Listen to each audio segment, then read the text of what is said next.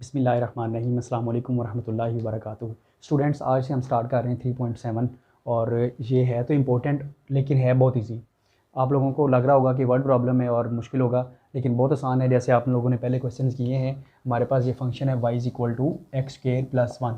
इस पर आपने क्या करना है, ये लिमिट्स है x = 1 और x = 2।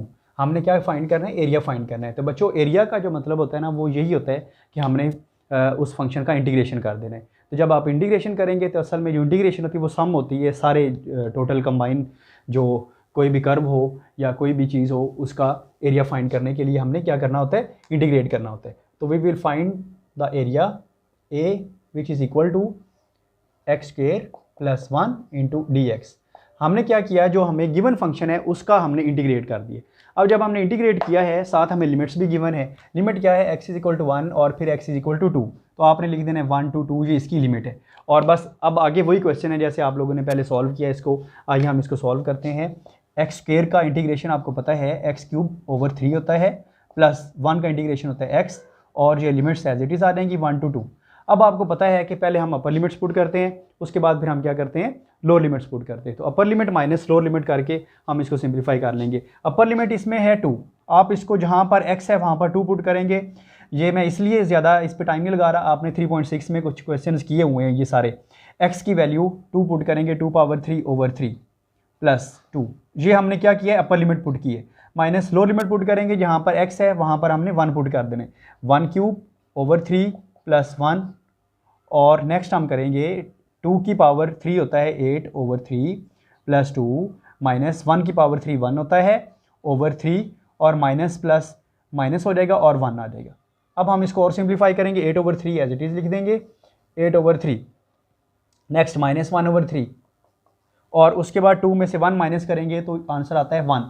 तो आपको पता है कि इसका डिनोमिनेटर ना हो तो वो 1 होता है। अब आप इसका एलसीएम ले लें, ये 3 आ जाएगा, 8 - 1 + 3। तो 8 + 3 होता है 11, माइनस 1 करेंगे तो 10। 10/3 बच्चों, यही इसका आंसर है। लेकिन हमने क्योंकि एरिया फाइंड करना था तो दिस इज़ एरिया। अब एरिया का, क्योंकि आपको पता है साइंस के स्टूडेंट्स हैं, फिजिक्स में भी आपने पढ़ा हुआ है, फिजिकल क्वांटिटी का यूनिट भी होता है।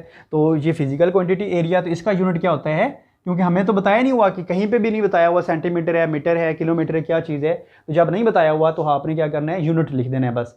और क्योंकि एरिया है तो एरिया का यूनिट क्या होता है, अगर सेंटीमीटर है तो सेंटीमीटर स्क्वायर, मिलीमीटर है तो मिलीमीटर स्क्वायर, और अगर मीटर है तो मीटर स्क्वायर। तो यहाँ पर कुछ भी नहीं बताया हुआ तो आपने लिख देना यूनिट्स, स्क्वायर यूनिट लिख दें या यूनिट स्क्वायर लिख दें, ये आप लोगों की मर्जी है। तो यही इसका आंसर है, आप लोग इसको नोट करें जी। तो इस क्वेश्चन में आप लोगों को पता है, आपने क्वेश्चन नंबर 1 अभी किया है, तो 1 2 3 ये एज इट इज़ हैं सारे। तो 4 भी सेम है, लेकिन मैं आपको उसी टाइप का एक और करवा रहा हूँ। Find the area bounded by the cos function. अब हमारे पास जो फंक्शन क्या है, वो कॉस फंक्शन है, और आगे उसकी लिमिट्स बताई हुई है, फ्रॉम x = -π/2 टू x = +π/2। तो जाहिर है जो छोटा नंबर होता है वो लोअर लिमिट होती है, और जो बड़ा नंबर होता है वो अपर लिमिट होता है। ये आप लोगों को पढ़ा हुआ है आपने, और पता भी है आपको। तो area bounded by the cos function. अब कॉस फंक्शन है तो आपको पता है कॉस के साथ हम एंगल भी लिखते हैं, तो cos थीटा लिखते हैं, cos x लिखते हैं, ये आप लोगों की मर्जी है। तो हम लिखते हैं एरिया फाइंड करने के लिए, area which is equal to, cos function है तो cos थीटा कर देंगे, और साथ ही इसकी इंटीग्रेशन भी कर देंगे, डी थीटा भी आ जाएगा, और लिमिट क्या है, -π/2 से +π/2। अब आप इसको सॉल्व कर दें। cos थीटा का आपको पता है जो डेरिवेटिव होता है वो -sin थीटा होता है, लेकिन अगर cos थीटा का इंटीग्रेशन करेंगे तो वो +sin थीटा होता है। तो आप इसकी वैल्यू लिख देंगे +sin थीटा। किसकी वैल्यू लिखनी है, cos थीटा का जो इंटीग्रेशन होता है वो +sin थीटा होता है। और फिर लिमिट्स लिख देंगे, -π/2 लोअर लिमिट है, +π/2 अपर लिमिट है। और आपको पता है जब डेफिनेट इंटेग्रल हो, लिमिट्स वाले क्वेश्चन हो, हमने +c ऐड नहीं करना, cos जो कांस्टेंट है वो हम ऐड नहीं करेंगे। तो ये आ जाएगा sin थीटा, और अपर लिमिट और लोअर लिमिट लिख दी। अब हमने अपर लिमिट पहले पुट करनी है, फिर लोअर लिमिट पुट करेंगे। तो आप लिख देंगे sin, और थीटा है, थीटा की वैल्यू आ जाएगी π/2, माइनस फिर साइन है, और आगे थीटा की वैल्यू -π/2। तो अब आप लिख देंगे, ये आ जाएगा sin π/2 माइनस साइन -π/2। अब आप देखें ये जो हमने पहले पढ़ा हुआ है, साइन जो फंक्शन होता है, आपने फर्स्ट ईयर में भी पढ़ा है और मैट्रिक में भी पढ़ा होगा।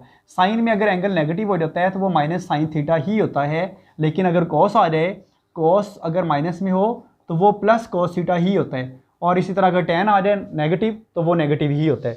तो क्योंकि हमारे पास ये साइन है तो ये माइनस, अगर माइनस हो तो माइनस शुरू में आ जाता है, तो इधर इसके तो पहले ही शुरू में माइनस है, तो इसलिए फिर क्या हम लिख देंगे साइन π/2 लिख के, क्योंकि बाहर माइनस पहले ही है तो माइनस और ये माइनस प्लस हो जाएगा, ये तो ये बन जाएगा साइन π/2 प्लस साइन π/2। अब आपको ये भी पता है कि साइन 90 डिग्री जो होता है ना वो साइन π/2 होता है, और साइन π/2 की वैल्यू 1 होती है, आप लोगों ने अब याद रखनी है चीज़ें। तो अब ये साइन π/2 आ जाएगा 1 प्लस साइन π/2 फिर 1 है, तो ये 1 + 1 विच इज़ इक्वल टू 2, तो ये क्या है स्क्वायर यूनिट आ जाएगा, और यही इसका आंसर है, आप लोग नोट करें। इस क्वेश्चन में क्या बताया हुआ, find the area between the axis X axis and the curve Y is equal to, ये कर्व है। अब हमें लिमिट्स नहीं बताई हुई बच्चों, तो लिमिट्स आपको पता है, अगर ना हो तो फिर हम क्वेश्चन को डेफिनेट इंटीग्रल को कैसे सॉल्व करेंगे, हम पहले लिमिट्स को फाइंड आउट करेंगे। तो अब कैसे हम लिमिट को फाइंड आउट करेंगे, क्वेश्चन क्या है, find the area between the x axis. अब एरिया जो है ना वो एक्स एक्सिस के बिटवीन है, इसका मतलब है एक्स एक्सिस को कट कर रहा है, तो जब एक्स एक्सिस को कट करता है तो आपको पता है उस पॉइंट पे जो वाई की वैल्यू होती है वो 0 होती है। क्यों, कैसे होती है, क्योंकि पूरे एक्स एक्सिस पर वाई की वैल्यू 0 होती है और पूरे वाई एक्सिस पर एक्स की वैल्यू 0 होती है। तो इसलिए हम लिमिट फाइंड करने के लिए क्या करेंगे, वाई को इक्वल टू पुट कर देंगे 0 के, फॉर लिमिट्स या टू फाइंड लिमिट्स, जैसे में आप मर्जी लिख दें, पुट करेंगे y इज इक्वल टू 0। जब इसको 0 पुट करेंगे तो ये सारा फिर क्या हो जाएगा, 0 is equal to 4x minus X square, इसमें से क्या कॉमन आ रहा है, x कॉमन आ रहा है ना, फिर बाकी क्या रह जाएगा 4 माइनस एक्स, और इक्वल टू 0 इधर लिख दें या इधर लिख दें, या आपकी मर्जी है। अब x को भी इक्वल टू 0 कर दें, और next 4 minus X is equal to 0, तो minus X is equal to -4, तो x इज इक्वल टू क्या आ जाएगा 4 आ जाएगा। तो लिमिट हमारे पास क्या बन गई फिर 0 to 4, ये हमारे पास लिमिट आ गई है। ये एक वैल्यू 0 है ना और दूसरी वैल्यू क्या है 4 है, तो लिमिट क्या बन गई 0 to 4, ये हमारे पास आ जाएगी, इसकी लिमिट आ जाएगी। तो छोटा नंबर 0 है, बड़ा नंबर 4 है, तो ये ही लिमिट होगी। अब हमने फंक्शन को इंटीग्रेट करना है, क्यों इंटीग्रेट करना है, एरिया फाइंड करने के लिए। तो to find area we will have to integrate the function. Integrate क्या है, फंक्शन क्या है 4x minus X square into dx, और साथ लिमिट्स भी हैं। लिमिट क्या है 0 to 4 है, तो ये 0 लोअर लिमिट और अपर लिमिट 4 आ जाएगा। Area which is equal to 4 तो कांस्टेंट है, वैसे लिख दिया। x का इंटीग्रेशन होता है एक्स स्क्वायर ओवर 2, आप इसको लिख देंगे एक्स स्क्वायर ओवर 2 माइनस फिर एक्स स्क्वायर है, तो एक्स स्क्वायर का इंटीग्रेशन आपको पता है एक्स क्यूब ओवर 3 होता है, एक हम ऐड कर देंगे। तो ये मैंने थोड़ा सा डायरेक्ट किया है, आप लोगों को पता होना चाहिए। 0 to 4 आ जाएगा जी। तो एरिया इज इक्वल टू, अब इसको इससे कैंसिल करेंगे तो इधर 2 आ जाएगा, 2x square minus X cube over 3, और limit as it is 0 to 4 आ जाएगा। अब हम पहले अपर लिमिट पुट करेंगे, फिर लोअर लिमिट पुट करेंगे। अपर लिमिट इसमें बच्चों क्या है 4 है, और लोअर लिमिट क्या है 0 है। तो जब हम 4 पुट करेंगे, जहाँ पर 2 है वहाँ पर 4 पुट किया, तो 4 का स्क्वायर माइनस इधर फिर भी 4 की पावर 3 ओवर 3 आ जाएगा। ये हमने अपर लिमिट पुट की है, minus lower limit. Lower limit आपको पता है यहाँ पर क्या है 0 है, तो जब 0 इससे मल्टीप्लाई होगा तो सारा 0, इस तरह 0 ओवर 3 करेंगे तो 0, तो दिस मीन कि लोअर लिमिट 0 पुट करने से पूरा नंबर ही 0 हो जाता है। तो अब क्या आ जाएगा, फिर इसको सॉल्व करेंगे। 4 की पावर 2 होता है 16, पता है ना आपको, तो 16 को 2 से मल्टीप्लाई करेंगे तो बच्चों ये 32 आ जाएगा, माइनस 4 की पावर 3 64 होता है ओवर 3 होता है। अब आप इसको सॉल्व करेंगे, इसका एलसीएम ले लें 3, तो ये आ जाएगा एलसीएम इसका 3। नेक्स्ट 32 को 3 से मल्टीप्लाई करें, 3 2 6 और 3 3 9, तो ये आ जाएगा 96 माइनस 64। तो बच्चों अब आपको पता है 6 में से 4 माइनस करते हैं तो 2 आता है, 9 में से 3 माइनस करेंगे तो 6 माइनस करेंगे 3 ओवर 3 आ जाएगा। ये 32 ओवर 3 क्या है, ये स्क्वायर यूनिट आपने लिख देने, और यही इसका आंसर है। सिंपल है।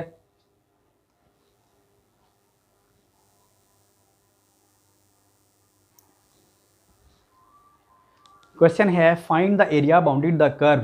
कर्व हमें गिवन है y is equal to X cube over +1 है, और x एक्सिस का है, and line x is equal to 2। इसको तो हम बाद में देखते हैं, line x is equal to 2 ये क्या चीज़ है।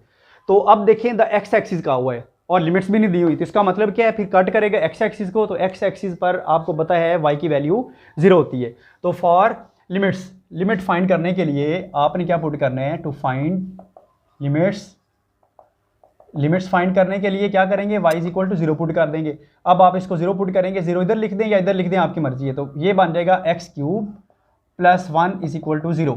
अब आप यहाँ पर फार्मूला अप्लाई करेंगे A cube plus B cube. तो फार्मूला क्या है, मैं डायरेक्ट अप्लाई कर रहा हूँ, आप लोगों को पता है, फर्स्ट ईयर में भी किए हुए क्वेश्चन। क्या रहेगा, x square minus 1 minus x आ जाएगा और प्लस 1 इज इक्वल टू 0।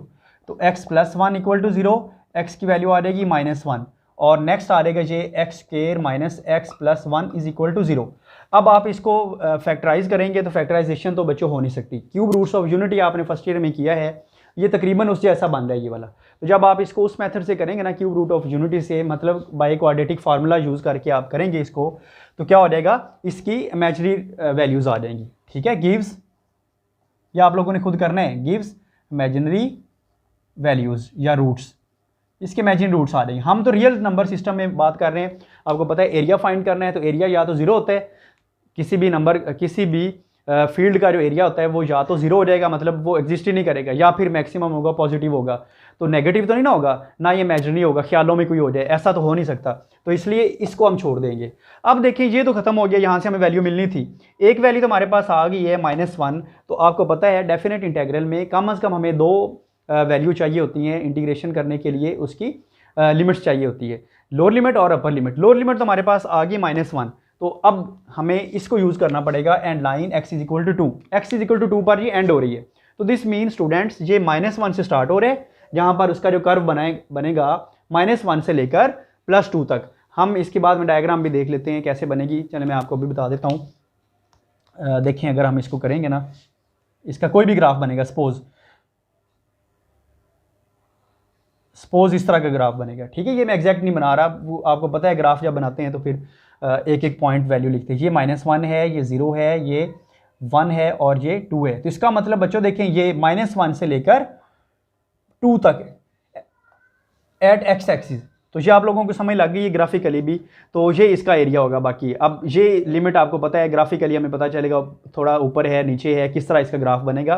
तो ये आपको जस्ट मैं कॉन्सेप्ट देना था। तो बच्चों अब क्या है कि -1 एक लिमिट है और दूसरी लिमिट क्या है, x इज इक्वल टू 2। अब हमने क्या करना है, एरिया फाइंड करना है। तो एरिया फाइंड करने के लिए हम फंक्शन को इंटीग्रेट करते हैं। इंटीग्रेशन करने के लिए आप लिखेंगे x³ + 1 और साथ dx आ जाएगा। -1 से 2, ये इसकी लिमिट आ गई, -1 ये वाली जो हमने अभी फाइंड की है, -1 और ये 2, और इससे हमें इमेजिनरी रूट्स मिलेंगे, इसलिए हमने वो पिक ही नहीं किया।